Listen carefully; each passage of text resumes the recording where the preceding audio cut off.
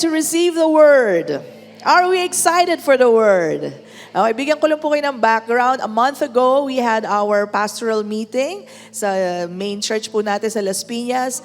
And Pastor June was teaching us for 2 hours. And while I was listening to the message, sabi ko, ang ganda nito, tuturo ko to sa church. So, kuha ng mga verses. But natapos po yung 2 hours, sabi ko, si Pastor Jun na lang magturo. Baka may makulang pa ako. Ang ganda-ganda po ng mensahe. You'll be so nourished by the Word and you will receive much. And that's why, please welcome our senior pastor, Pastor Jun Yu. Palakpakan po natin ang Panginoon.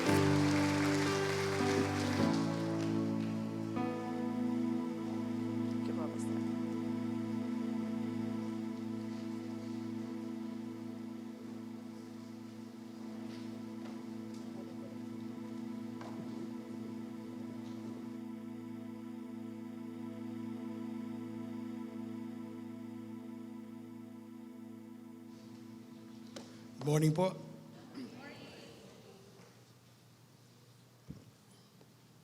Huwag po kayo mag-alala doon sa nabanggit ni Pastora Mea na 2 oras. Kanina pong first service, hindi naman po kami nabot 2 oras. 1 hour and 45 minutes lang.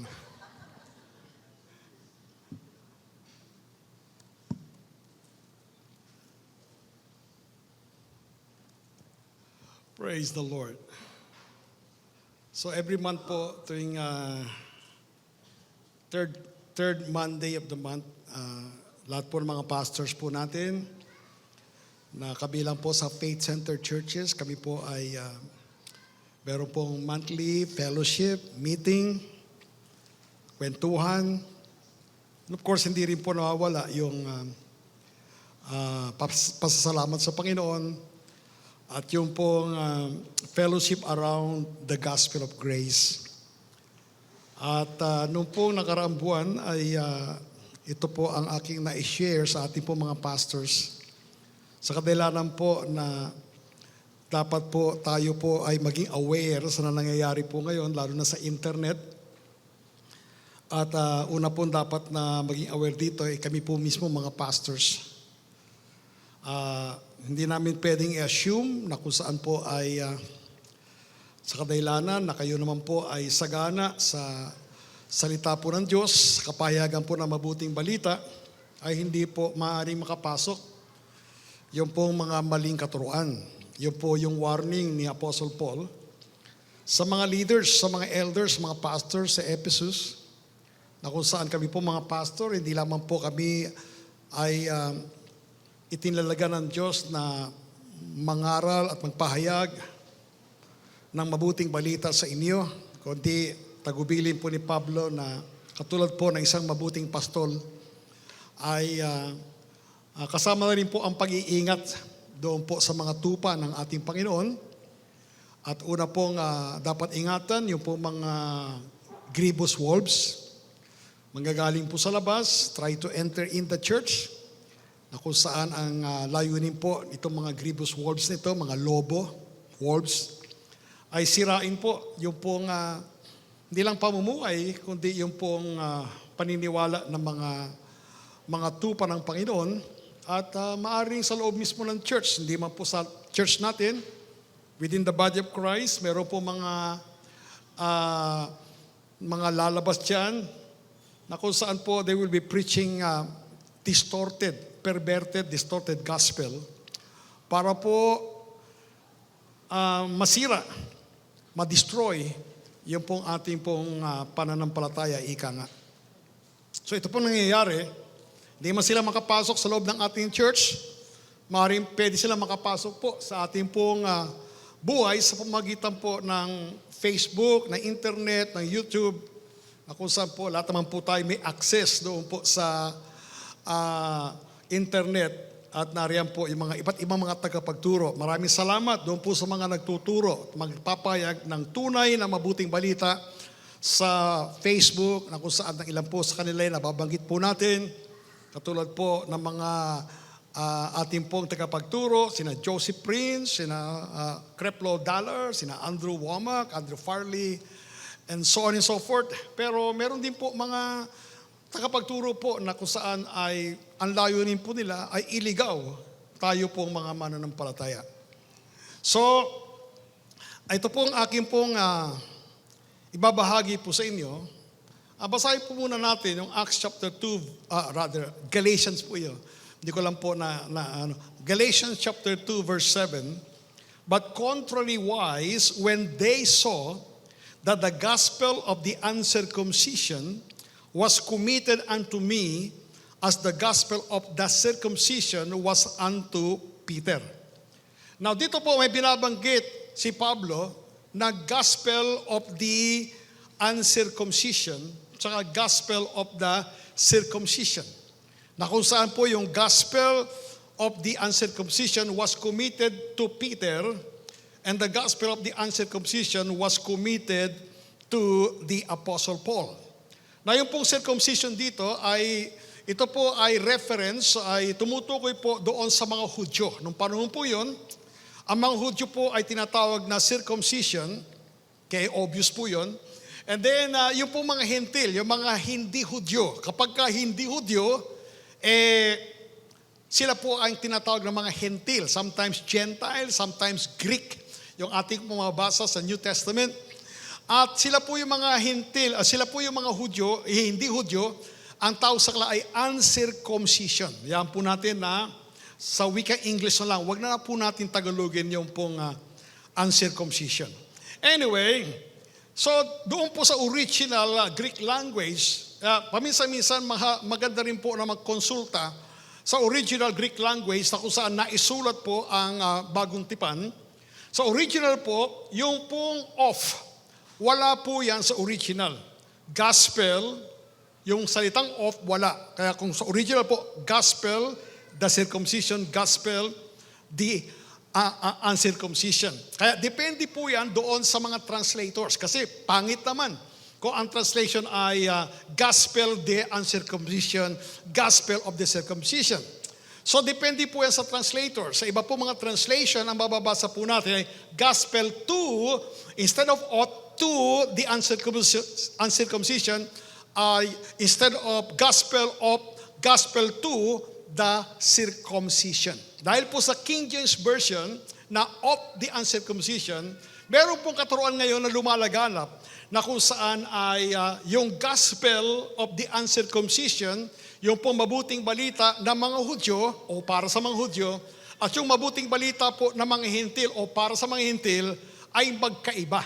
Okay, different gospel. Iba yung mabuting balita na ipinangaral ni Pedro sa mga Hudyo, iba rin daw po ang mabuting balita na ipinangaral po ni Pablo doon po sa mga Hentil. So ito po yung mga ilang katuruan po na lumalaganap ngayon, lalo na po sa Grace Community. Ang target po nila, specifically tayo po mga nasa Gospel of Grace, kaya po ang tawag po nila sa kanilang sarili, hindi po, ito po ay bagong branding.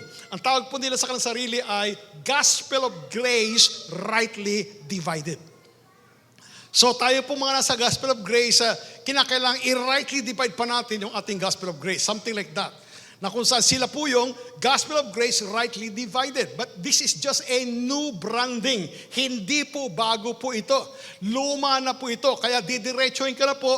Ang tawag po sa kanila ay mid-acts dispensationalists. Okay? Na aking pong tatalakayin po maya-maya. So again, ay tingnan po natin. To give you a background, at ito'y pahapyaw lamang po na akin pong dadaanan. Kasi ito po'y pangkaraniwang tinuturo po sa mga Bible school. Yung po mga subject na Theology 101, Theology 102, something like that. So ito'y pahapyaw lamang po na akin pong dadaanan to give us a background. Na alam po natin na yung evangelical Christianity, ito may nagpasimula po noong pong Reformation. For so many centuries, yung pong Christianity, at least nahahati lamang po sa dalawang main Christian groups. Una po yung Greek Orthodox Church, okay, at pangalawa yung po Roman Catholic Church. And yet in the early or in the midst 15th century, meron pong German theologian na kung saan po by the name of Martin Luther, sa pag-aaral po niya ng scriptures, pag-aaral po niya ng Biblia, kanya po nakatanggap siya ng kapahayagan na ang kaligtasan po ay sa pamamagitan lamang po ng biyaya ng Diyos sa pananampalataya kay Jesucristo. That's why he came up with this what we know today as the 5 solas. Okay? Narinig niyo na ba yung sola gratia, sola fide, sola scriptura, solo Cristo, tsaka yung soli dea gloria. Sabihin, by grace alone, by faith alone, by scripture alone, by Christ alone, and for the glory of God alone. So yun po yung 5 solas of the Reformation. So, para i-simplify po natin, pwede po natin sabihin, salvation is by grace alone, through faith alone, in Christ alone, according to the scriptures alone, for the glory of God alone. Sabi natin, salvation is by grace alone, through faith alone, in Christ alone, according to the scriptures alone, for the glory of God alone. So yun po yung scriptural foundation ng evangelical Christianity. Pag sinabi pong evangelical Christianity, sila po yung mga Christians outside of these two main groups at that time. Sila po yung mga Christians outside of either the Roman Catholic Church and the Greek Orthodox Church. Okay, so kabilang po tayo doon sa evangelical Christianity. Doon sa evangelical Christianity, bunga po ng Reformation, nagkaroon po ng dalawang grupo na kung saan yung po kanila pong theology ay magkaiba. Nauna po yung tinatawag na covenantal theology at pangalawa po yung dispensational theology. Now, tingnan po natin yung covenantal theology. Okay, so hindi po natin ito tatalakayin ng mas detalyado. Bibigyan ko lang kayo ng pahapyaw kay covenantal theology. In other words, ang kanila pong theology, ang kanila pong belief, hindi lamang po nakabase doon sa 5 solas of scriptures o Reformation na ating binanggit po kanina, hindi lamang po nakabase sa scripture, kundi yung kanila pong mga paniniwala ay ito po ang babasihan po nila. Una po, covenant of redemption. The covenant made among the 3 persons of the Trinity, the Father, Son, the Holy Spirit, to elect, atone for, and save a select group of people, of individuals, unto salvation and eternal life. Although there's a truth to a certain degree dito po sa covenant of redemption, na kung saan ito po ay covenant between the Father, the Son, the Holy Spirit, before the creation of the universe. At nakita po natin yan when it comes to the plan of redemption. Nakita po natin, napasa po yung plan of redemption, ito po ay nasa kaisipan po ng Diyos even before He created the universe. There was already this plan. There was already the cross of Calvary was God's master plan. So there's a truth to a certain extent dito po sa kanilang covenant of redemption. Hindi lang tayo nag-agree na kung saan po sa kanila po ay meron lang itinalaga ang Diyos na mga tao maligtas at yung iba itinalaga ng Diyos na hindi maliligtas. Yan po ay yun din po yung hindi ko na mabanggitin dito. Ito rin po yung Calvinistica theology. Anyway, pangalawa, covenant of works. Ito po yung covenant between Adam and God in the Garden of Eden. Nung lalangin po ng Diyos si Adan at si Eva, nagkaroon po ng covenant between God and Adam. Ang tawag po nila dito ay covenant of works. Nakadepende po ito sa gagawin po ni Adan. Okay? Kapag siya po ay sumunod, ang reward po sa kanyang pagsunod sa Diyos ay life. At kung siya po ay hindi susunod, ang punishment po ay death. Yung po nangyari doon po sa Garden of Eden. Tawag po nila dyan ay covenant of works between Adam and God in the garden. And then right after the fall of Adam, nagpasimula na ang covenant of grace. We see the provision of covenant of grace right after the fall when God prophesied the seed of the woman in Genesis chapter 3 verse 15. Bagamat meron pong tinatawag na covenant of works at meron pong tinatawag na covenant of grace, pero sa ating pagkaunawa, base po sa salita ng Diyos, ang covenant of works, ito po ay equivalent sa old covenant of Moses. Old covenant that is based on the works of the law. Yung covenant of grace naman, ito po ay equivalent sa new covenant of grace. So covenant of grace, hindi po ito nagpasimula sa right after the fall of Adam. The covenant of grace, as far as we are concerned, nagpasimula ito right after the death of our Lord Jesus Christ. Okay, so there is a truth to a certain extent doon po sa kanilang covenantal theology, and yet we don't agree in everything. Amen? Now, punta tayo doon sa pangalawang grupo, yung pong tinatawag na dispensationalism. Sa dispensationalism naman po, hinati po nila ang human history into different periods of time. Tawag po nila ito ay dispensation. Dispensation was taken from the Greek language, from the Greek word economia. Doon po galing po ang salitang economy. Ang ibig ko sabihin ito ay to administer, to manage. Yun po ang ibig sabihin ng economia, literally. So in other words, God administered His relationship with man based on the dispensation that they were in. So bawat dispensation, iba't iba po ang pamamaraan ng Diyos to manage His relationship with people. Una po, yung dispensation of innocence. Dispensation of innocence, dispensation can also mean period of time. Merong pasimula at merong katapusan. Period of time. Dispensation of innocence covered the period of Adam and Eve in the Garden of Eden. Nung mula sa sila lalangin, hanggang sa bago sila magkasala. Ang tawag po diyan ay dispensation of innocence. Pangalawa po, after the fall of Adam, dispensation of conscience. From the time of Adam and Eve's eviction from the garden until the flood of Noah. Ang tawag po nila dito ay dispensation of conscience. Pangatlo po ang dispensation of human government. Period from after the flood of Noah until Abraham. Tawag nila doon ay dispensation of human government. Sapagkat diyan po nagpasimula ang human government after the fall of the Tower of Babylon. Doon po nagpasimula ang human government, doon po sa Tower of Babylon. So tawag nila dito ay dispensation of human government. So pagkatapos po niyan ay dispensation of promise. Ito po ang tawag po natin dito ay Abrahamic covenant. Dispensation of promise. Then number 5, dispensation of law.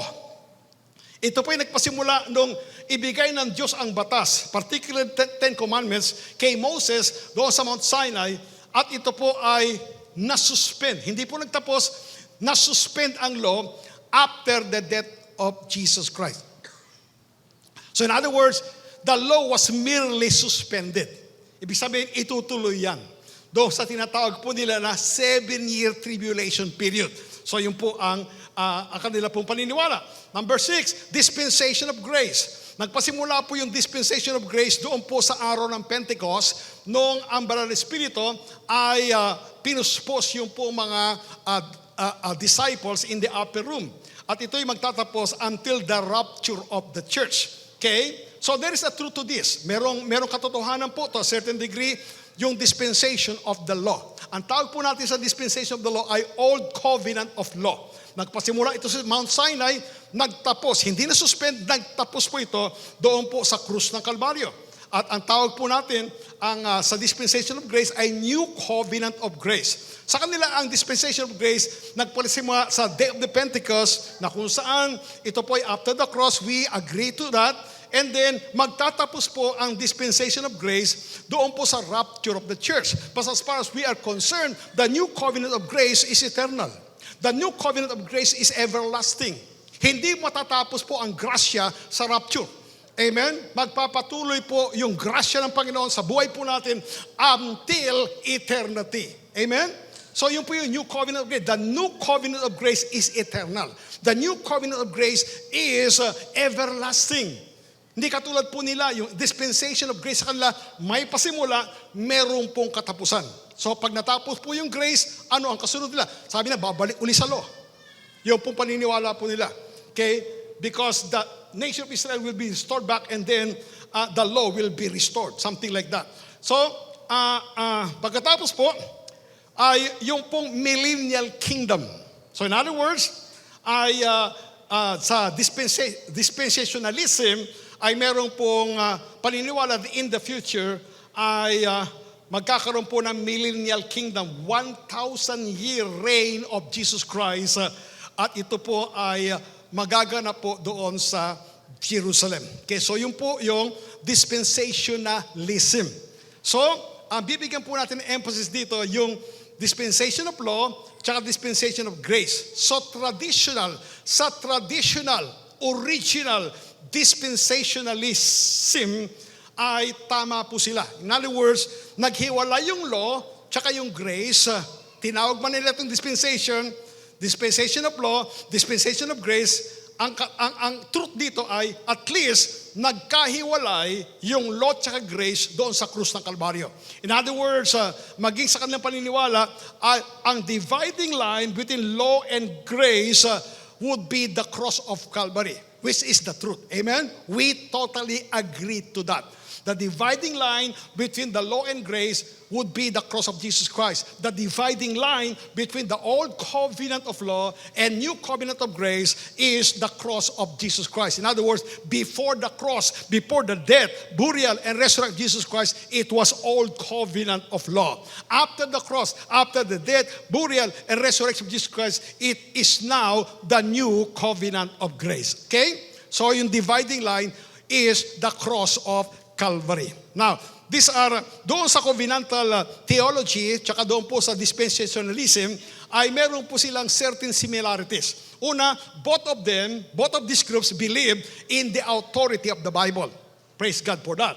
Amen? Both of these groups believe that salvation is by grace alone, through faith alone. So in other words, we don't consider them as heretic. Mga kapatid po natin sila sa evangelical community. Mga kapatid po natin sila sa evangelical Christianity. Amen? Okay, although both groups, meron din po sila mga sabihin natin, mga bad doctrines. Okay? Pero sila po ay hindi po natin sila pwede i-consider na heretic. Pag sinabi heretic, false doctrine. Pag sinabing heretic, ito po yung mga katuruan na kung saan this would be those teachings that would keep people from being saved. Halimbawa po, yung doktrina na ang kaligtasan po ay sa pamamagitan po ng biyaya plus ating works, faith plus works. Okay? Ibig sabihin, pananampalataya, merong kalakip na gawa. Yan po ay, it will keep people from getting saved. Amen? That is not just merely a bad doctrine, that would be considered as a false doctrine. Are you still with me? Okay, so mga ganun mga, yung pong katuruan na lumalaganap ngayon, na hindi na kinakailangan manampalataya ang isang tao, sa kanila na po, lahat ng tao ay ligtas na. Yung universalism, yung inclusionism. Hindi po yan bad doctrine lamang. Yan po ay false doctrine. It will keep people from getting saved. Amen? Yung pong katuruan ngayon na lumalaganap, na dinideklara, the Bible is not the Word of God. My goodness. Hindi po yan bad doctrine lamang. Yan po ay false doctrine. Amen? Okay, that's heresy. So, at least ito po nga, tinatalakay po natin, they both believe in the authority of the Bible. They both believe that salvation is by grace alone, through faith alone. Okay? Although dispensationalists believe that salvation for the nation of Israel is different. Pagdating sa bansang Israel, hindi ito by grace alone, through faith alone. Pagdating sa bansang Israel, ang kaligtasan pa sa kanila is faith plus works of the law. Okay, so, yun po yung dispensationalist. Now, basic differences. Noong covenantal theology, tsaka yung pong dispensationalism. Pagdating po sa end times, eschatology, okay, teachings about the end times, most adherents to covenant theology are either amillennial or postmillennial. In other words, hati po ang mga covenantal theology churches. Ang iba'y naniniwala po sila doon po sa future 1,000 reign of Jesus Christ in Jerusalem. Ang iba naman po ay hindi naniniwala doon sa millennial kingdom of Jesus Christ. Ang dispensationalist naman mostly hold on to a pre-millennial view of eschatology. Ibig sabihin, premillennial simply means they believe that the rapture of the church or the second coming, ito yung magaganap before the millennial reign of Jesus Christ, yung 1,000-year reign of our Lord Jesus Christ. Okay? Now, pagdating po sa Israel and the church, the covenant theologians believe in the unity of all believers with no separation. At least we agree to that. Amen? Na kung saan po ay ang mga lahat ng mananampalataya, whether they were Jews or Gentiles, kapag sila naging mananampalataya, they now belong to one body, that is the body of Christ, and there is no separation between the Jew and the Gentile na mga mananampalataya. And we totally agree to that because the scripture tells us, Paul said, in Christ Jesus. Are you in Christ Jesus? In Christ Jesus, there is neither male nor female, there is neither Jew nor Greek, there is neither bond nor free. However, the dispensationalists believe that God will restore Israel as a nation and reinstitute the sacrificial system. Okay? So in other words, God will restore Israel as a nation and reinstitute the sacrificial system. Naniniwala po sila na ibabalik muli ng Diyos sa bansang Israel yung animal sacrifices. Para ito'y maganap, kinakailangan po ma-restore muli, maitayo muli yung templo doon po sa Jerusalem, na kung saan po sa Jerusalem ngayon, yung pong Temple Mountain, ang nakatayo po doon ay hindi po yung templo, original temple in Jerusalem, kundi ang nakatayo ngayon doon ay yung pong mosque ng mga Muslim. Kaya naniniwala sila na mawawala po yun, madidestroy yun, wawasakin yun, papalitan muli ng templo ng mga Hudyo para ma-restore yung pong tinatawag po nila na sacrificial system. We don't agree to that. Parang sinasabi nila na hindi sapat yung dugo ni Kristo bilang kabayaran ng kasalanan po ng lahat ng tao, Jew nor Gentiles alike, kinakailangan pang ibalik muli yung pag-aalay ng dugo ng hayop sa templo sa Jerusalem. So, yun po, we don't agree to that. Amen? Now, let's go on. Church, ito, babanggitin ko po.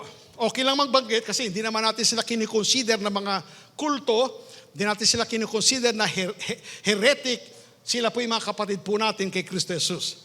Yung mga main denominations that subscribe to covenantal theology, yung po mga Reformed and Christian Reformed churches. Okay? Presbyterian churches. Yung Anglican or Episcopalian churches. Ito po yung nagpasimula doon sa England.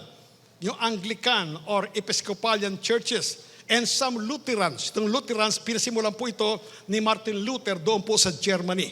And then, yung pong dispensationalists. Ito po yung mga grupo naman po na nasa kabila, dispensationalists.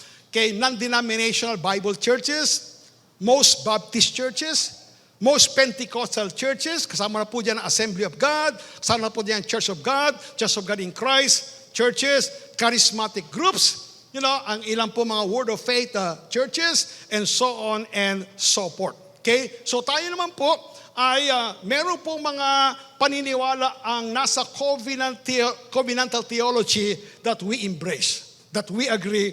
At meron pong mga paniniwala po sa mga dispensationalist churches that we agree. Ang basehan po ng ating pananampalataya ay hindi po yung kanilang theology. Ang basehan po ng ating pananampalataya ay ang salita po ng Diyos. Amen? We base our faith I base our belief in the revelation of the Scripture. Amen? Praise God forevermore. Okay, now let's go on. So, mula po doon sa dispensationalist na nagpasimula po ito after the Reformation. Nagpasimula, nauna po yung covenantal theology. Okay, ito po ay yung pong Reformation that was in the early 15th century. Si Martin Luther, siya po ay isang German theologian.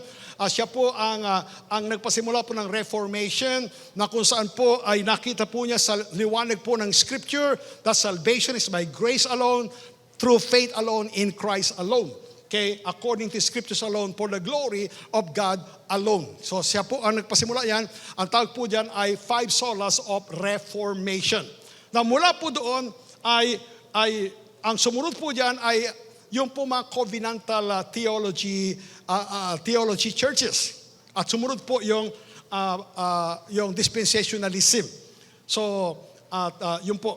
Now, mula po doon sa dispensationalism, kanina banggit ko po, yung pong dispensation of law, nagtapos yan according to the classical dispensationalism, nagtapos yung dispensation of law sa krus ng Kalbaryo, nagpasimula ang dispensation of grace right after the cross of Calvary.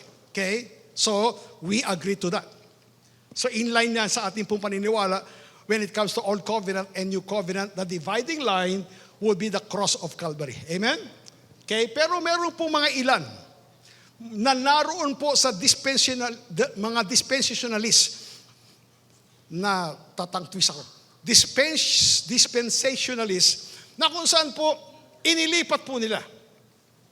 Yung pong dividing line between law and grace, inilipat po nila mula po doon sa krus ng Kalbaryo, inilipat po nila doon sa Acts chapter 9, na kung saan si Pablo po ay na-encounter niya ang ating Panginoon sa road to Damascus. Ang iba naman po, instead of Acts chapter 9, sa Acts chapter 13, na kung saan doon po nagpasimula yung missionary journey ni Apostle Paul together with Barnabas. Ang iba naman po, inilipat po nila sa Acts chapter 28 at the imprisonment of the Apostle Paul. Nung si Pablo po ay nabilanggo sa Roma. Okay, so sila mismo hindi magkasundo. Okay, ang iba po ay naghiwalay yung pong law and grace, Acts chapter 9. Okay, and then iba Acts chapter 13, ang iba Acts chapter 28. Ang iba naman po sumobra. Okay, napunta sila sa AD 70 at the destruction of the temple in Jerusalem. Doon daw naghiwalay yung law at grace doon po sa destruction ng temple sa Jerusalem. Okay? Now, ito po yung mid-Acts dispensationalism or hyper-dispensationalism. Ayaw po nilang patawag po na hyper. Ayaw po nilang patawag na mid-Acts. Kaya, nung mga panahon ngayon, ang sabi nila, tawagin nyo na lang kami ng mga grace movement. So, tawag na sa nila, grace movement. So, maganda pakinggan, grace movement. Kaya, tayo po mga nasa Gospel of Grace, parang pag narinig, mga grace movement pala to, kala natin kaparehas natin. Ngayon po, meron silang bagong brand. Brand name po nila. Okay? Ang brand name po nila ay Gospel of Grace Rightly Divided. Kaparehas natin ito. Kaya pag nakita niyo sa Facebook, nakita niyo sa YouTube, may inganyo kayo na pakinggan. May inganyo kayo na pakinggan o kaya basahin ang kanilang mga katuruan. Na kung saan tinuturo nila, yung pong, anyway, let's go on. So, dividing line between law and grace either in Acts chapter 9 or Acts chapter 13. Some believe that dividing line is in Acts chapter 28. Tawag sa kanila ay ultra-dispensationalism. And then, ang paniniwala po nila, the church began with the Apostle Paul. In other words, it was the Apostle Paul who gave birth to the church of Jesus Christ. Not Jesus Christ, not the Holy Spirit. It was the Apostle Paul either in Acts chapter 9 or Acts chapter 13 or Acts chapter 28. So si Pablo daw po ang nagpasimula ng Church of Jesus Christ. Okay? Samantala si Jesus Christ napakaliwanag. Sabi niya, upon this rock, the Apostle Paul will be my church. Is that what Jesus Christ said? Upon this rock, the Apostle Peter will build my church. Now, Jesus Christ said, upon this rock, I will build my church. Not the Apostle Paul, not the Apostle Peter, not any other apostle.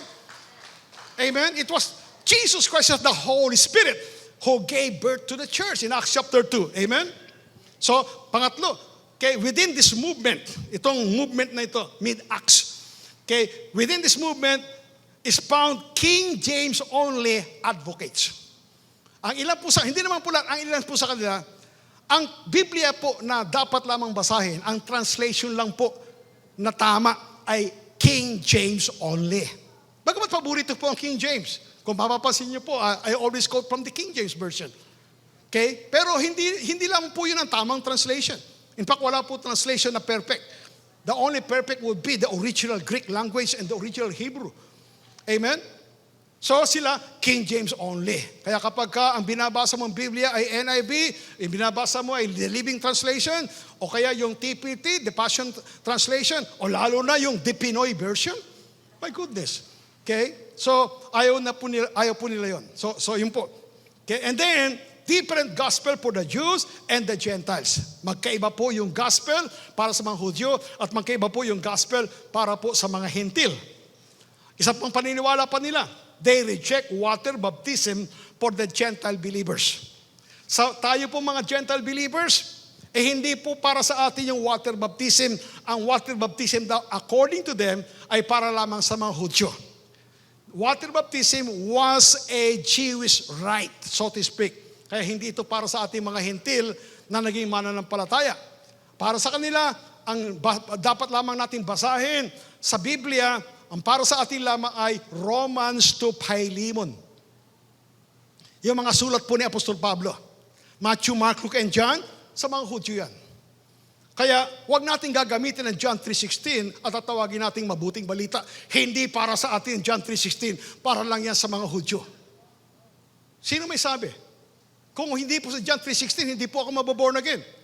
The one who shared with me the gospel, yung dating supervisor ko po sa MWSS, ang ginamit po niya, isang scripture lang, isang verse lang, ang binasa, ako para pinagbasa niya.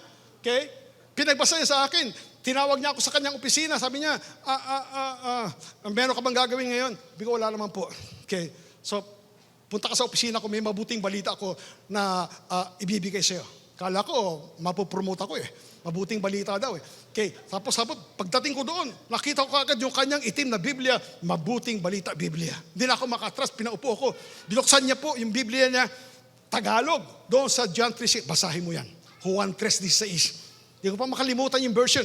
Binasa ko po, gayon na lamang ang pagsinta ng Diyos sa sanlibutan, ipinigay niya ang kanyang bugtong na anak upang ang sino mang sumampalatay sa kanya ay hindi na mapahamak. Bagkos, first time ko narinig yung salitang bagkos, siya'y magkakaroon ng buhay na walang hanggan. Tapos, okay na yan. And then he shared with me, John 3:16. At di nagtagal, I got saved. Ako ba isang Hudyo? Nanaligtas ako dahil sa John 3:16? Hintil ako. Amen? Kaya sino may sabi na ang Matthew, Mark, Luke, and John ay para lamang sa mga Hudyo, hindi para sa ating mga hentil. Hello? Hindi lang po yun. Maging yung Peter, yung mga sulat ni Peter, 1 Peter, 2 Peter, 1 John, 2 John, 3 John, Book of Jude, Revelation, para lang sa mga Hudyo yan. Okay? Imagine, si Pastor Ramea nagturo sa Book of Revelation for several weeks. Hindi naman kayo mga Hudyo? My goodness. Okay, so yun po.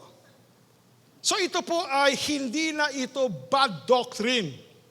Ito po ay false doctrine. Amen? Are you still with me?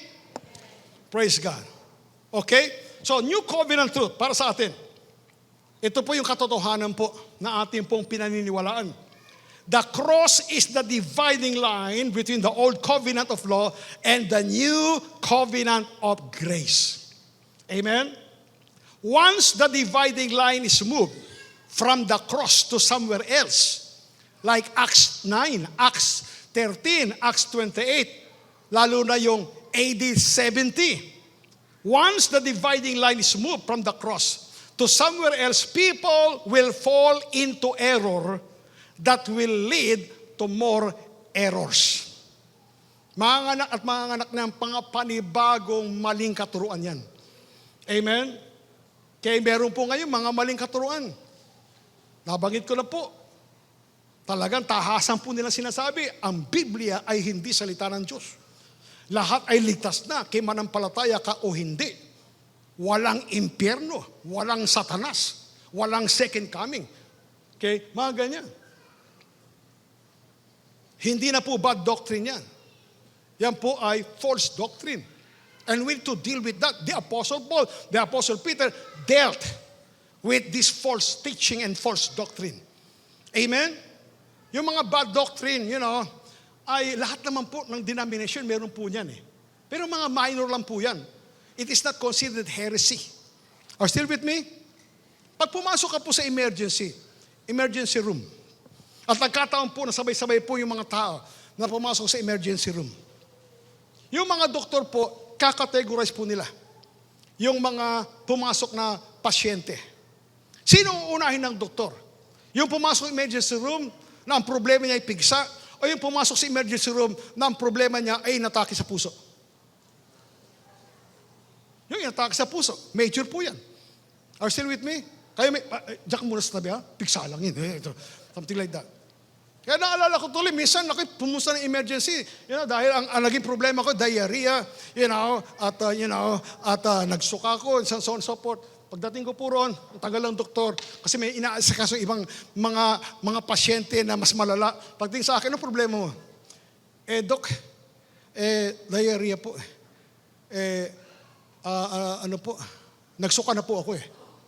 Sabi ng doktor, siguro ang daming mga pasyente yung nagkataon. Sabi ko, Doc, magpapakumpay na lang ako. Sabi ng doktor, bumili ka na ng Gatorade. Huwag ka nang... Imagine that. Bumili ka ng Gatorade, sabi ng doktor. So in other words, ganun din po. Meron po mga bad doctrine na para lang yung pigsa. Amen? Pero meron pong dapat na una nating i-deal. Yung mga major error that will keep people from getting saved. Ito po yun. Amen? Are you still with me? Now, there is only one gospel. Sabihin natin, there is only one gospel. For both the Jews and the Gentiles. The number 4, it was the Holy Spirit who gave birth to the church and not the Apostle Paul nor any other apostles. When it comes to the Bible, we have our Bible. Amen? From Genesis to Revelation. Sa ating lahat yan. Amen?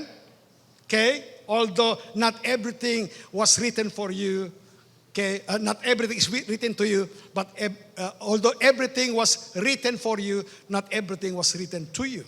We need to read and study the Bible in the light of the new covenant, in the light of the finished work of the cross. Amen? Alam po natin yan. Now, let's go on. Okay, so, enough na po yung aking introduction. Let's go to Romans chapter 1, verse 16. That's the background. Amen? Para lang po natin na ito pong mga katuruan ito, hindi bago. Pinagmamalaki na bago ito. Naunahan namin kayo. Kayo mga nasa Gospel of Grace, wala kayo nito. Kami, meron kami nito. Nauna kami sa inyo. Natanggap namin ito mga kapahayagan ito. Luma na yan eh. More than 100 years na yan. Almost 200 years na. Hindi man naman masyadong nag-click. Amen? Ngayon nakakita silang audience. Yung pong tayong nasa Gospel of Grace. Tayo po ang target niyan eh. Amen? Now, Romans chapter 1 verse 16, for I am not ashamed of the gospel of Christ, Paul said, for it is the power of God unto salvation to everyone who believe. Are you a believer? To the Jew first, and also to the Greek or the Gentiles. Nahahulugan ba dito na ang mga Hudyo ay mas importante kumpara sa mga Hentil? Sa kadalan sila po ang parang nauna, hindi po. This is not in the order of importance. Ito po'y chronological order. Na kung saan po ay yung po mga Hudyo ang una pong nakatanggap at nakapakinig ng pangangaral ng mabuting balita. Doon po sa Jerusalem, nung araw po ng Pentecost, nung si Peter po ay una nagpahayag ng salita po ng Diyos patungkol kay Kristo na siya'y namatay, nalibing at nabuhay na maguli. Mga Hudyo ang una pong nakapakinig. Amen? And later on, in Acts chapter 10, yung mga Hentil naman ang nakapakinig. So this is not in the order of importance, but simply in chronological order. For therein, in the gospel, is the righteousness of God revealed from faith to faith. In other words, the same gospel for the Jew was the same gospel for the Gentile. Wala pong pinag-iba ang gospel para sa mga Hudyo at yung pong gospel para sa mga Hentil. Makita po natin, walang pinag-iba yung mensahe ni Pedro sa mga Hudyo noong araw ng Pentecost at yung mensahe later on ni Pedro sa mga Hentil sa household of Cornelius sa Acts chapter 10. It's all about Jesus Christ, that He died for our sins, that Jesus Christ was buried, and Jesus Christ rose from the dead. That's how simple the gospel of Jesus Christ is. Amen? So, walang pinag-iba. Sabi natin, walang pinag-iba. Now, Romans chapter 3 verse 9. Tingnan po natin, may pinag-iba ba ang Hudyo sa mga Hentil? Sa mga naunang talata po, sa unang mga chapters, Romans chapter 1, Romans chapter 2, nabanggit na po ni Pablo ang mga Hudyo. Ang mga Hudyo po, they were under the law of Moses. Yung mga Hentil naman po, nabanggit niya, bagamat ang mga Hentil ay wala pong batas. They were not under the law of Moses. Pero hindi po nahulugan, ang mga Hentil po ay walang sinusunod na batas. Ang batas para sa mga Hentil ay yung nakasulat at nakaukit sa mga puso, ang kanilang conscience. So they were under the law of conscience. Okay? And then, ang sabi ni Pablo, kung meron mang advantage, yung mga Hudyo over the Gentiles, ito yon. Ang tanging advantage meron kami mga Hudyo kumpara sa mga Hintil, sa mga Hudyo, ipinagkatiwala ng Diyos yung oracles of God. Meaning to say, sa mga Hudyo, ipinagkatiwala ng Diyos yung Old Testament Scriptures. Mula Genesis, Exodus, Leviticus, Numbers, Deuteronomy, hanggang sa Book of Malakay. Pinagkatiwala sa mga Hudyo para pangalagaan, para pag-ingatan, para basahin, para ipahayag doon sa mga pagtitipon po nila. So for hundreds of years, ay ipinagkatiwala po yan sa mga Hudyo. Amen? Yung oracles of God. That's the only advantage that they had over the Gentiles. Now, let's go on. Sa verse 9, Romans chapter 3, what then? What then? Sabi ni Pablo, what then? Si Pablo yung Hudyo. What then? Ibig bang sabihin yan, we are better? Kami mga Hudyo, we are better than the Gentiles? Okay, what then? Are we, the Jews, better than they, the Gentiles? What was the answer of the Apostle Paul? No, in no wise, for we have before proved, both Jews and Gentiles, that they, both the Jews and the Gentiles, are all under sin. Parehas lamang po ang kalalagayan pong espiritual ng mga Hudyo at mga Hintil. All are under sin. Amen? And then drop down to verse 21. But now the righteousness of God without the law is manifested, being witnessed by the law and the prophets. Even the righteousness of God which is by faith of Jesus Christ unto all and upon all them that believe. Are you a believer? For there is no difference. The context will tell us there is no difference between what? Between who? There is no difference, there is no distinction within the Jews and the Gentiles. For all have sinned and come short of the glory of God. So in other words, walang pinag-iba ang Hudyo sa mga Hintil. Pareho po silang nasa ilalim ng kasalanan, pareho po silang mga nangagkasala. Amen? Kung pareho po ang Hudyo at Hintil nasa ilalim po ng kasalanan, pareho nangagkasala, pareho silang nangangailangan ng kaligtasan, at sino po ang tagapagligtas ng Hudyo? Si Jesucristo. Sino po ang tagapagligtas ng Hintil? Si Jesucristo. Ano ang kaparaanan ng kaligtasan po ng Hudyo? Siya rin kaparaanan ng kaligtasan po ng mga Hintil. Nakabase po sa kamatayan, pagkalibing at muling pagkabuhay ni Jesucristo. So sino may sabi magkaiba ang gospel sa Hudyo at mga Hintil? Amen? Okay, let's go on. Romans chapter 3 verse 29. Just drop down to verse 29. Is she the God of the Jews only? Ang Diyos ba'y Diyos lamang ng mga Hudyo? Ang Diyos ba'y Diyos din ng mga Hintil? Of course, yes, of the Gentiles also. Amen? Seeing it is one God which will justify, it is one God which will make righteous the circumcision, the Jew, by what? By faith, and the uncircumcision, the Gentiles, through faith. So the same God that justifies, that make righteous the Jew by faith is the same God who makes righteous the Gentiles by the same faith. So wala pong pinag-iba. Walang pinag-iba ang mga Hudyo before salvation. Wala rin pinag-iba ang Hudyo at Hintil after salvation. Ephesians chapter 2 verse 13. But now in Christ Jesus. Sabihin natin, but now. Sa mga naunang talata po, nabanggit po mga Hudyo, nabanggit mga Hintil. Sa naunang talata po, ang sabi dito sa ating mga Hintil, dati-rati po, tayo mga Hintil, bago tayo naging mananampalataya, we were without God, godless, we were without Christ, Christless, we were without hope, hopeless, we were strangers from the covenant of Israel, we were without covenant, covenantless. Okay? Yun po ang dati nating kalagayan. Wala tayong tipan sa Diyos, wala tayong pag-asa, wala tayong Diyos, wala tayong Kristo. Okay? Kakaawa-awa ang kalalagayan po natin. But thank God. But now, glory to God. But now, in Christ Jesus, are you in Christ Jesus? But now, sabi rito, in Christ Jesus, you, referring back to the Gentiles, who were sometimes far off would refer to Gentiles. You are made near by the blood of Christ. Hindi ka na malayo, ikaw ay inilapit sa Diyos ng dugo ni Kristo. For He, Jesus Christ is our peace, who has made both one and has broken down the middle wall of partition between us. Us would refer to whom? Us, the Jews and the Gentiles. So, bago po yung krus ng Kalbaryo, meron pong wall of partition. Meron pong pader na naghihiwalay po sa Hudyo tsaka mga Hentil. Okay? So, yung mga Hudyo po, they would consider themselves as superior over the Gentile.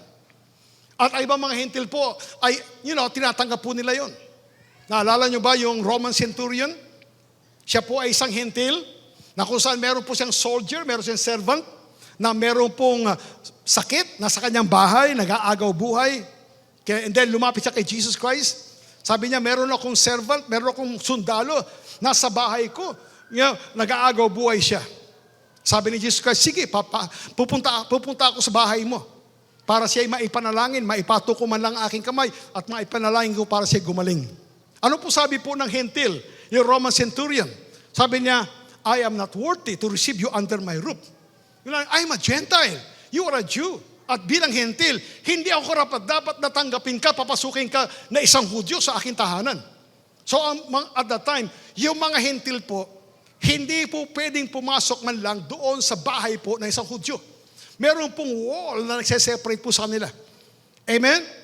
Okay, sabi po ng Roman centurion, but you know what? You don't have to go inside my house. You don't have to lay your hands over my soldier na may sakit. You can just speak the word and my servant shall be healed. Amen? Praise God.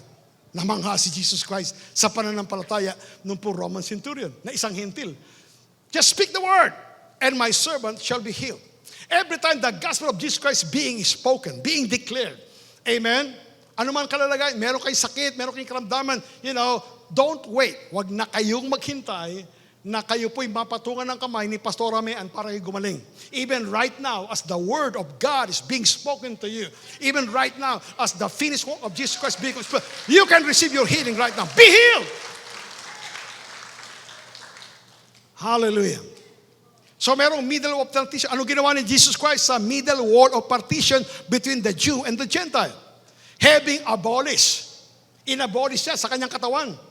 The enmity, even the law of commandments contained in ordinances for to make in himself, in Christ, of two, one new man. The word two or twain dito, dalawa, would refer to the Jew and the Gentile. Amen? Yung dalawa na pinaghiwalay po ng pader kay Kristo Jesus, pinag-isa niya, hindi na dalawa, kabilang sila sa isang katawan.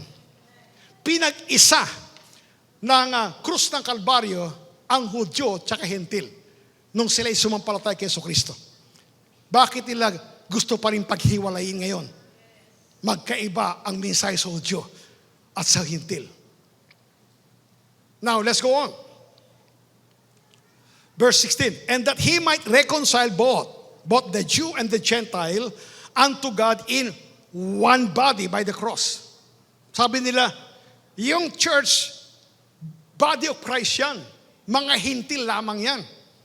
Yung mga Hudyo, hindi sila kabilang sa body of Christ. Hindi kabilang sila sa church. Sila ay nation of Israel. Iba ang dealing ng Panginoon sa mga Hudyo. Okay? Future pa. Ang salvation sa kanila ay iba. My goodness, saan na kinukuha ka lang mga doktrina? Kasi inalis po nila sa krus ng Kalbaryo yung dividing line kasi. They fall into error that would lead to more errors. And that he might reconcile both the Jews and the Gentiles unto God in one body by the cross, having slain the enmity thereby. Kung ano man po yung namagitan, kung ano man po yung hidwaan between the Jews and the Gentiles, wala na po yun. Inalis na ni Kristo sa krus ng Kalbaryo. Okay? Pinag-isa na ng Panginoon. Pero gusto nilang pag-awayin muli ang mga Hudyo at mga Hentil. Hindi kayo kasama namin sa church, ha? Kami yung mystery church, kami yung body of Christ, hindi kayo kasama rito mga Hudyo. Mga Hudyo kayo. Verse 17, and came and preached peace to you, which were afar off, Gentiles, and to them that were nigh, Jews. For through him, through Jesus Christ, we both we, the Jews and the Gentiles, both have access by one Spirit unto the Father. Maliwanag pa sa sikat ng aral. Acts chapter 15. Puntahan po natin yung Council of Jerusalem. Nagkatipon-tipon po dito ang mga apostles to resolve a very important matter at that time. Yung issue po ay circumcision. Hindi na po natin pupuntahan. Tumayo si Apostle Paul sa verse 7, and the apostles and elders came together for to consider of this matter. And when there had been much disputing, Peter rose up and said unto them, men and brethren, you know how that a good while ago God made choice among us, that the Gentiles by my mouth. He was referring to what took place in Acts chapter 10, a good while ago in Acts chapter 10, when Peter preached the gospel for the first time to the Gentiles. So not only Peter preached the gospel to the Jews in Acts chapter 2, Acts chapter 3, 4, 5, 6, in Acts chapter 8 or chapter 10, Peter preached the gospel to the Gentiles. In fact, it was Peter who first preached the gospel to the Gentiles. Not the Apostle Paul, it was Peter. Amen? Now let's go on. So, that a good while ago, God made a choice among us Jews, that the Gentiles by my mouth should hear the word of the gospel and believe. Amen? Mouth, hear the word, and believe. So there has to be a mouth that should preach the gospel for the people to hear. Without hearing the gospel, there is no believing. Mahalaga po yung bibig. Sabihin sa katabi, kapatid, mahalaga pala ang bibig mo. Ang bibig po ay hindi lamang ginagamit para kumain ng sangyupsal. Mas mahalagang gamit po ng bibig yung ipahayag ang mabuting balita. Amen? Thank God, meron tayong pastora na kung saan po linggo-linggo ipinapahayag sa atin. Yung kanyang bibig ay patuloy na nagpapahayag sa atin ng mabuting balita ni Jesucristo. Sabihin po natin, maraming salamat sa bibig ng aking pastora. Amen? Kaya iba sa inyo, bilhin niyo naman siya ng magandang lipstick. Chanel. Praise God. Hallelujah. Yung aking pong misis, yung aking pong bunsong anak ay napunta po sa Japan, I think. Sabi ko, bili mo nga yung mama mo ng pasalubong. So bumili po siya ng lipstick na kulay red. At medyo, nung nalaman niyo yung presyo, kasi binili po sa duty free, ano ba yung brand nun? Tom Ford, medyo mamahalin po yun. Hindi ginagamit dahil baka maubos na, mamahal-mahal. Anyway, let's go on. Now let's go. Sabi po rito, verse 8, and God who knows the hearts, bear them witness, giving them, the Gentiles, the Holy Spirit, even as God did unto us. Yung ginawa ng Diyos sa mga Hudyo noong araw ng Pentecost, na kung saan ang Banal na Espiritu ay pinuno sila. They were all filled with the Holy Spirit. Ginawa rin ng Diyos sa mga Hentil sa Acts chapter 10. Amen? Okay? God who knows the hearts, bear them witness, giving them, the Gentiles, the Holy Spirit, even as He did unto us, the Jews. Magkapareho lamang po. Magkaiba ba ang Holy Spirit na natanggap ng mga Hentil sa Holy Spirit na natanggap ng mga Hudyo? So wala pong pinag-iba ang Hudyo at mga Hentil na mga mananampalataya. Okay, we have something in common. The Holy Spirit living on the inside of us. Are you still with me? Praise God. Hindi lamang ito totoo sa mga Hintil at mga Hudyo. Okay? Walang pinag-iba po. Regardless of the color of your skin. Hindi porke po ang kulay puti sila, mas superior ang Holy Spirit, mas maputi ang Holy Spirit na nasa kanila kaysa sa atin. Sa atin, Holy Spirit nasa atin kayo manggi. Sa kanila, Holy Spirit nasa kanila, matangos ang ilong. Sa atin, medyo, huwag natin banggitin. Amen? Praise God. So hindi po, wala pong pinag-iba. In fact, I tell you, walang pinag-iba ang banal na Espiritu na na kay Joseph Prince, na kay Joyce Meyer, na kay Creflo Dollar, sa banal na Espiritu na nasa inyong pastora. Okay? Siguro po, medyo American accent lang sila pag na-English. Yun lang ang tanging medyo advantage ni Joyce Meyer kay Pastora Mayan. Pero pareho po silang Holy Spirit, meron. Parehong anointing. Parehong revelation of the Word. Okay? Kaya lang medyo pagdating sa, sa mga preachers, hindi nawawala ang ating colonial mentality. Hindi dito, yung ibang church. Amen? Are you still with me? Now let's go on. And then verse 9. Verse 8, verse 9, God has put no difference between us and them. God had put no difference between us, the Jews, and them, the Gentiles, purifying their hearts by faith. Walang pinag-iba. As far as God is concerned, wala pong pinag-iba ang Hudyong mananampalataya at ang mga Hintil na naging mananampalataya. Amen? Praise God. 1 Corinthians chapter 10, verse 32. Now, before the cross, there were only two categories of people. The Jews and the Gentiles. Yung mga hindi Hudyo, ano sila? Gentiles. Di ko marinig. Yung mga hindi Hudyo, ano sila? Gentiles. After the cross, naging tatlo na ang categories of people. Hudyo, Hintil, tsaka yung Church of God. Tayo mga dating Hintil, sumampalataya kay Jesucristo, hindi na po tayo Hintil. Tayo po ngayon ay Church of God. Yung dating mga Hudyo, sumampalataya kay Jesucristo, hindi na po siya Hudyo ngayon, siya po ay Church of God. The Church of God consists of both the Jewish believers and the Gentile believers. Walang pinag-iba. Kabilang tayo sa isang katawan ni Kristo. Amen? Now let's go on. 1 Corinthians 15. Sabi po nila, itong mga whatever. Okay? Itong mga mid-acts dispensationalists. Ang sabi po nila, yung mabuting balita, yung John 3:16 sa Hudyo yan, ito yung para sa mga Hintil. Ito yung mabuting balita para sa atin. 1 Corinthians 15. Tingnan natin kung para sa mga Hintil lamang po ito.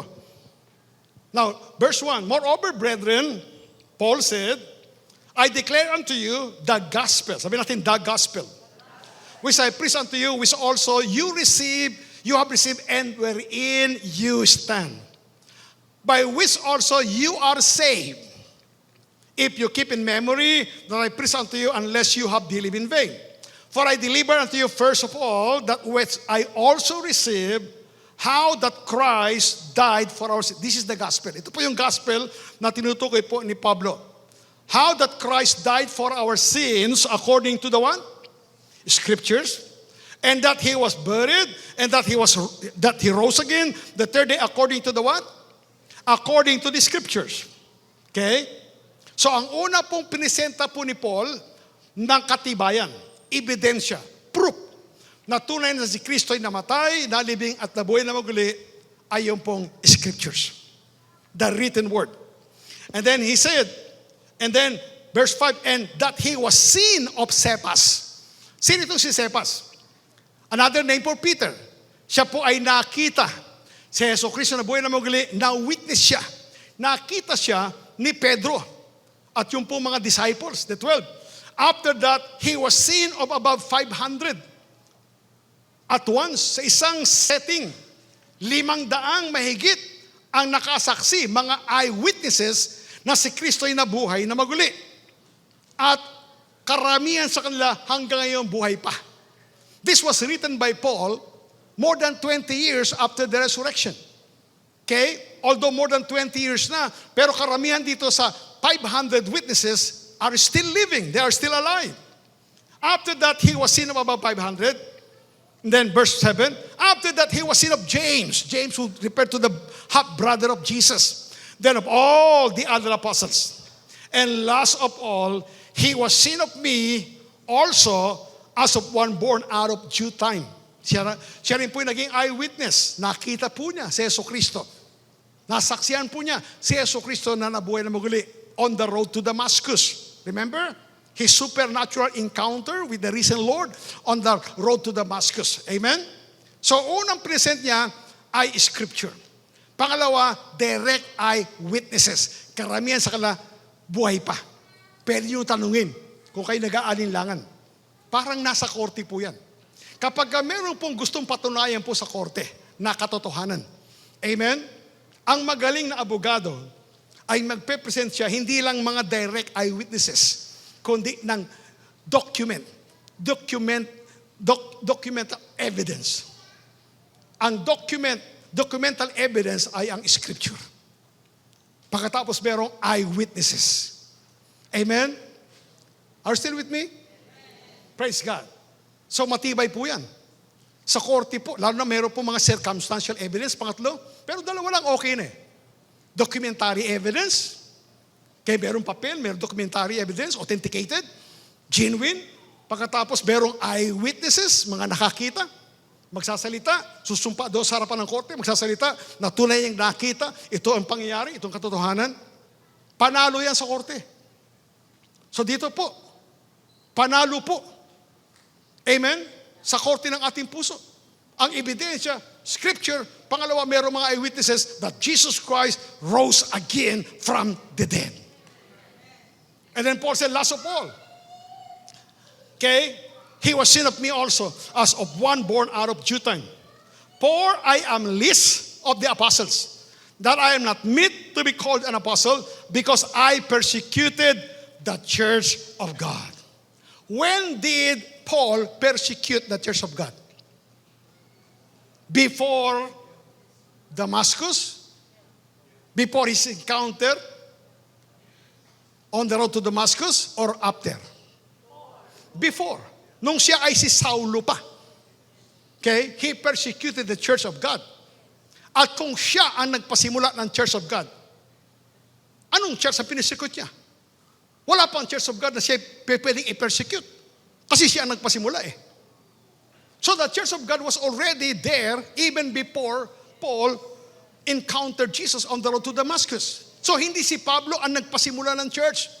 It was the Holy Spirit who gave birth to the church on the day of the Pentecost.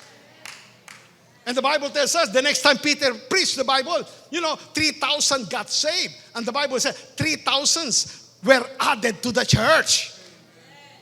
My goodness. Tapos sasabihin nila, si Pablo ang nagpasimula ng church. Okay? Alam niyo po, si Pablo po ay talagang next to Jesus Christ in the Bible. Next to Jesus Christ, as a minister, talagang si Pablo po ay tinitingala ko. Okay? Siya ang aking parang model when it comes to, teaching and preaching the gospel of Jesus Christ. Pero ganun pa man, hindi si Pablo, hindi si Pedro. Meron na nga pong major religion na sa tuturo niyan eh. Si Pedro, nakapundasyon ang church kay Pedro. Di ba? Tapos ngayon, si Pablo naman ang gagawin nila. Ano sila? Hibang? Sorry for the word. Okay, now let's go on. He said, for I am least of the apostles, that I am not meet, I am not even qualified to be called an apostle, because I persecuted the church of God. But, glory to God. But by the grace of God, Paul said, I am what I am. I am what I am because the I am tells me who I am. Praise God. I am what I am, and His grace, which was bestowed upon me, was not in vain, but I labored more abundantly than they all. Than they all. Based on the context, sino po yung they all na tinutukoy po ni Apostol Pablo? Kasama ba dyan si Pedro na nabanggit niya? Kasama ba dyan si James, half-brother of Jesus Christ na kanya nabanggit? Kasama diyan yung ibang mga apostles sa kanyang nabanggit. May katotohanan naman po sinabi ni Pablo. Amen? Hindi po siya nagyayabang. Sa verse 9, nakita na po natin yung humility ni Apostle Paul. Okay? So sa verse 10, sabi niya, I labored more abundantly than they all. Which is true. Sino po ang pinakamaraming lugar na napuntahan para ipangaral ang mabuting balita? Si Pablo. Kaya sa Bible School, hindi po sapat yung first missionary journey, meron second missionary journey, meron pang third missionary journey of the Apostle Paul sa maikling panahon. Marami siya napuntahan na mga lugar, buong Europa, nakarating ng Spain, and so on and so forth. Kay Asia Minor, marami po siya napuntahan. Sino pong pinakamaraming church na na-establish, napasimulan at na-establish? Si Apostol Pablo. Sino po ang pinakamaraming disciples and church leaders na na-train, na-raise up the Apostle Paul? Okay, sino po ang pinakamaraming mga aklat na kabilang sa bagong tipan na naisulat? Si Pedro, 2. Si Juan, 4. Gospel of John, 1st, 2nd letter. Okay, si Luke, 2. Matthew, 1. Okay, sino pinakamarami? Si Pablo. And yet, mabilis po yung sinabi, bagamat marami po siyang na-accomplish, I labor more abundantly than they all. Yet not I, but the grace of God which was with me. Amen? Always acknowledge the grace of God in your life. Kapag parati po nating ina-acknowledge ang biyaya ng Diyos sa ating buhay, sa anumang mga bagay, mga pagpapalang dumating sa atin, kaya anuman po mga ating achievements, anuman po ang ating mga nagagawa, okay, ito'y ina-attribute natin sa grace of God.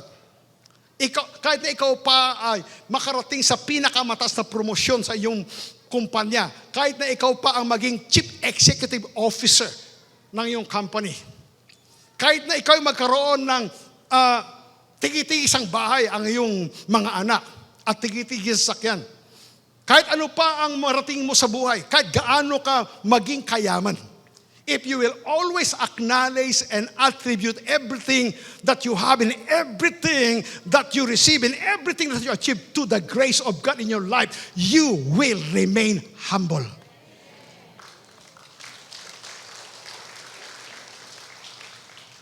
Like the Apostle Paul. Amen? So he said, yet not I, but the grace of God which was with me. Now verse 11. Therefore, whether it was I or they, whether it was I or they. Sino po yung they? Kasama ba dyan si Peter? Kasama ba dyan si James? Whether it was I, Paul, or they, that would include Peter and James, so we, I, Paul, Peter, and James, we preach, and so you believe. So may pinag-iba ba ang mensahe ni Pablo tsaka kay Pedro? According to Paul, whether it was I, or Peter, or James, or any of the other apostles, we simply preach the same message, we preach the same gospel, we preach the same Jesus, we preach the same finished work of Jesus Christ, and you believe.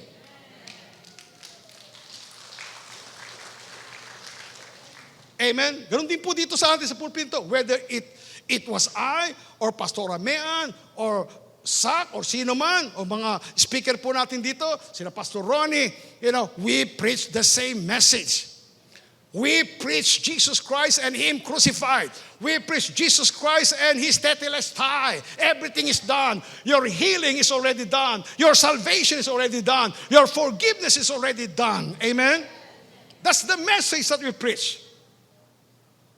We can only preach, but you have to do the believing.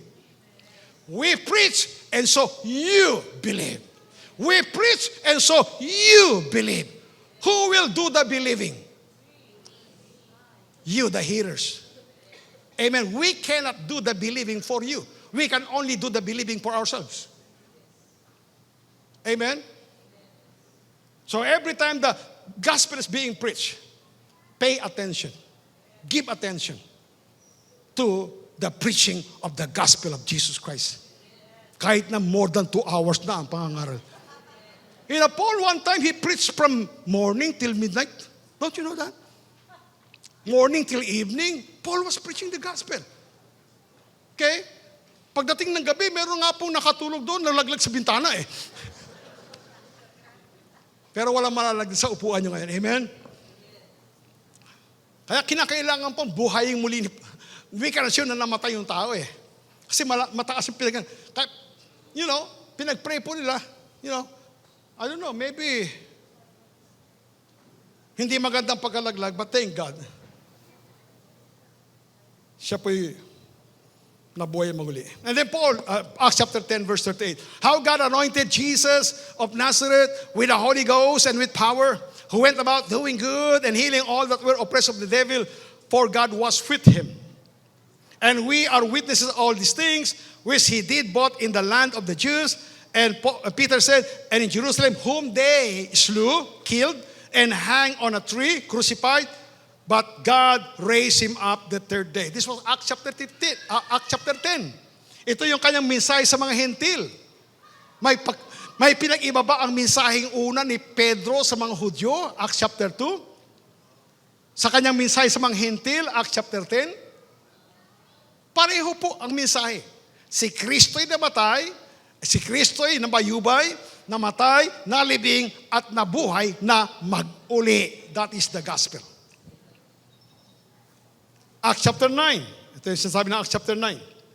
And the Lord said unto him, unto Ananias, after Paul's road to Damascus experience, medyo pansamantalang tila baga nabulag siya. Tinawag ng Panginoon si Ananias para ipanalangin si Pablo. Ang sabi ng Panginoon kay Ananias, but the Lord said unto him, Ananias, go your way, for he, Saul or Paul, is a chosen vessel unto me to bear my name before the what? Gentiles. And what? Kings. And what? The children of Israel. So si Pablo po, hindi lamang po siya tinawag para po ipangaral ang mabuting balita sa mga hentil, maging sa mga hari, at maging sa mga children of Israel. Sino ba yung children of Israel? Mga Hudyo. Kaya hindi natin pwedeng sabihin si Pablo ay para lamang sa mga hentil, hindi para sa mga Hudyo. Katulad ni Pedro, nangaral siya hindi lamang sa Hudyo, nangaral sa hentil. Ganon din si Pablo. Hindi lamang siya nangaral sa mga hentil, maging sa mga Hudyo. Amen? And then Ananias went his way and entered into the house and putting his hands on him, on Paul, said, Brother Saul, the Lord, even Jesus, had appeared unto you in the way as you came and has sent me that you may receive your sight and be filled with the Holy Spirit. And immediately there fell from his eyes as it was being scales, and he received sight forthwith and arose and was baptized. He was baptized in water. And then when he had received food, Saul was strengthened. Then was Saul certain days with the disciples which were at Damascus. So siya po'y nanatili kasamang mga disciples doon po sa Damascus. And then after that, verse 20, and straightway, Saul or Paul preached Christ in the what place? Sino yung mga tao sa loob ng sinagoga? Hentil o Hudyo? In fact, ang unang mga tao po na nakapakinig sa pangangaral ng mabuting balita ni Pablo, hindi mga Hentil, kundi mga Hudyo. Amen? Praise God that he was the Son of God. Acts chapter 13, another. But when they departed, Paul and Barnabas departed from Perga, they came to Antioch in Pisidia and went into the synagogue on the Sabbath day and sat down. And after the reading of the law and the prophets, the rulers of the synagogue sent unto them, saying, You men and brethren, if you have any word of exhortation for the people, say on. In other words, ito pong mga Hudyo sa loob ng sinagoga, wala pa silang kapahayagan ng mabuting balita ni Jesucristo. Kaya papatuloy pa rin sila sa pagbabasa ng batas. Then Paul stood up and beckoning his hand said, Men of Israel, and you that fear God, give audience. So hanggang Acts chapter 13, mga Hudyo pa rin ang kanyang pinapag-aaralan. Balikan natin Acts chapter 10. While Peter yet spake these words, the Holy Ghost fell on all of them which heard the word. habang si Pedro po'y nangangaral, hindi na po pinaghintay, hindi na po hinintay ng banal na Espiritu na matapos yung pangangaral ni Pedro. The Holy Spirit came upon them. Many times, hindi na po hihintay ng Holy Spirit na matapos ang pangangaral, pagtuturo ni Pastor Amean sa kalagitnaan ng kanyang pagtuturo ng mabuting balita. Hindi na po makapaghintay Holy Spirit. Pwede na kayong tumanggap ng inyong kagalingan. Pwede na kayong tumanggap ng inyong katugunan sa inyong mga pangangailangan. Don't wait until the end of the preaching. Amen? Praise God. So dito po, nangangaral pa si Pedro, the Holy Ghost fell on all them which heard the word. And they of the circumcision, mga Hudyo na kasama ni Pedro, which believed, were astonished, as many as came with Peter, because that on the Gentiles also, was poured out the gift of the Holy Ghost. What is the gift of the Holy Ghost? One time I was preaching, and then this thought came to me. Okay, impronto. Okay, habang binasa ko po ito, what is the gift of the Holy Ghost? The gift of the Holy Spirit is the Holy Spirit Himself. Although there are 9 gifts of the Holy Spirit, but the gift of the Holy Spirit is the Holy Spirit Himself, and He's now living on the inside of you. For they heard them speak with tongues and magnify God, then answered Peter. Okay, matapos silang maging mananampalataya, matibay po na sila po'y mananampalataya, hindi naman po sila mapupuno ng Holy Spirit, kundi sila naging mananampalataya, hindi sila mag-speaking tongues, kundi sila naging mananampalataya. And then Peter asked this question, can any man forbid water that these Gentiles should not be baptized? Parang alam ni Pedro na sa ating panahon, merong mga tao magtuturo, mga hintil na katulad, hindi dapat binabaptize ng water. Ang baptism water para sa mga Hudyo. Sino may sabi? Si Pedro? Hindi. Sino may sabi? Sila. Mga mid-acts dispensationalists. And they can any man forbid the water that they should not be baptized? We have received the Holy Ghost as well as we. Okay? Did the Jews, yung mga Hudyo ba'y tumanggap ng Holy Spirit? Hindi lang mga Hudyo ang tumanggap ng Holy Spirit. Maging itong mga Hentil, tumanggap din ng Holy Spirit. Kaya kung paano po mga Hudyo ay nagpabautismo sa tubig, sabi ni Pablo, wala makapipigil dito sa mga Hentil na ito na naligtas, tumanggap ng Banal Espiritu para bautismoan sa tubig. Kaya maling-mali talaga ang katuruan nila na ang water baptism para lamang sa mga Hudyo, hindi para sa atin. Okay? We shall receive the Holy Spirit. And He commanded them to be baptized in the name of the Lord. Then prayed them Him to tarry certain days. Doon po sa Pilipay, ang unang lugar na nakatanggap ng mabuting balita sa pangaral po ni Paul at ni Silas ay yung pong Pilipay. At doon po sa City Pilipay, ito po ay unang lugar sa Europa. The first city in Europe that received the preaching of the gospel was Philippi, and the first person, ang unang-unang tao na naging mananampalataya in the whole continent of Europe was a woman by the name of Lydia. Parang hindi masaya ang mga kababaihan dito. Ang unang naging mananampalataya sa buong kontinente ng Europa na nakatanggap ng kaligtasan ay isang babae. Ang pangalan niya ay si Lydia. At ano pong ginawa ni Pablo sa isang hintil na si Lydia? Binautismuhan siya sa tubig. So sino may sabi na ang bautismo sa tubig ay hindi para sa mga hintil? Okay? Sabi, ay baka naman Hudyo yan. Europa na to, pinag-uusapan dito eh. Praise the Lord. At maging okay, granting, sa the same city, di ba nakulong si Pablo at si Silas? They were imprisoned. Pagkatapos sila'y pinalaya ng Panginoon, napigtal ang kanilang mga kadena, nabuksan ang pintuan ng bilangguan, namangha po yung Philippian jailer, yung warden na isang hintil. Nagtanong kay Pablo, what must I do that I may be saved? Paul and Silas answered by saying, believe in the Lord Jesus Christ. You shall be saved. Not only you, but including your household. And they, Paul and Silas, spake unto him the word of the Lord and to all that were in his house. And he took them the same hour of the night and washed their stripes and was baptized, he and all his household. Nagpabautismo sa tubig ang isang hentil na warden ng bilangguan kasama ang kanyang buong pamilya. Amen? Praise God. So, yung mga susunod po dito na aking babasahin supposedly ay nagkapatunay po na ang salita ng Diyos para sa atin, hindi lamang po ito ang para sa atin, hindi lamang po yung from Romans to Philemon.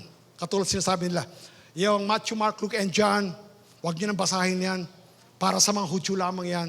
Yung Old Testament lalo na, para sa mga Hudyo lamang yan. Maging yung sulat ni Pedro, 1 Peter, 2 Peter, maging mga sulat ni Juan, 1 John, 2 John, 3 John, yung sulat ni Jude, yung sulat, yung Book of Revelation, hindi para sa mga hentil yan. Okay? Ang bihira. Yung Book of Revelation, hindi para sa atin. Samantalang sinulatan po ni Jesus Christ doon sa Book of Revelation ay 7 churches in Asia. Hindi sila mga Hudyo. Mga hentil sila. Amen? He wrote these 7 letters to 7 churches in Jerusalem, in Judea. No, 7 churches where? In Asia Minor, the present-day Turkey. Mga hintil po. Pero sabihin nila, Book of Revelation, para sa mga Hudyo lang, hindi para sa atin yan. Kawawa naman tayo. Kasi for several weeks, nagturo si Pastor Ramean sa Book of Revelation. Hindi naman kayo mga Hudyo. Pero Book of Revelation ang ating pinag-aralan. So, hindi ito minor. Bihira po akong magturo ng ganito. I'm not a reactionary preacher. You know me.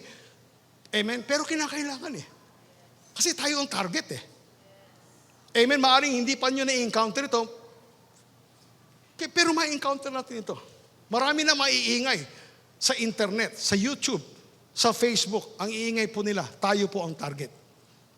Amen? I don't know, baka dito sa atin, meron na pong nasapian, meron na pong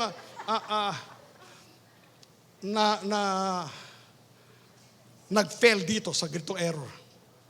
Okay? Kaya gusto po namin, bilang inyong mga pastors, we are here not only to feed you the Word of God, we are here not only to feed you the gospel of Jesus Christ, we are here to protect you from wolves and from those who will be preaching distorted gospel. Amen? Praise God forevermore. So, sa atin po, buong Biblia. From Genesis to Revelation. Paul said, all Scripture is given by the inspiration of God. And all Scripture is profitable for doctrine, for reproof, for correction, and for instruction in righteousness. Ang kausap po niya yan ay si Timothy, na pastor po ng isang Gentile church, yung Ephesus. Amen? Kaya huwag kayo maniwala na, imagine inipis ang Bible ninyo. Kung Romans to Philemon lang ang pag-aaralan natin. Okay? Marami kayong babaklasin dyan. So hindi po ito minor errors. Hindi po ito bad doctrine. Ito po ay false doctrine. Amen? That will keep people from getting saved. Are you still with me? Father, we thank you so much for the gospel of Jesus Christ. We thank you so much for the truth. Thank you so much for the spirit of truth. Thy word is truth. Thank you so much for the scripture. Thank you so much, Lord God, for the revelation of the scripture. Thank you, Lord God, for the knowledge of Jesus Christ. And it is the knowledge of Jesus Christ, it is the knowledge of the truth that will set us free. Thank you so much, Father. for your grace and your favor. Thank you for every good gift and every perfect gift that we receive from you, Father, through the preaching and the teaching of the gospel of Jesus Christ. Amen. Amen. Praise God. Thank you, Lord, for your abundance of grace. Amen. Oh, ang linaw ha. Sobrang linaw. And what made it so clear, you know what? Pastor Jun did not come from his opinion. He showed you scripture after scripture. And those are documents, evidence po yan, na ang ating pong pinapanampalatayaan, the word that we stand in, the word that is being preached here is the truth and nothing but the truth. Amen po ba? Marami po ba tayo natutunan? Are we taught of the word? Amen.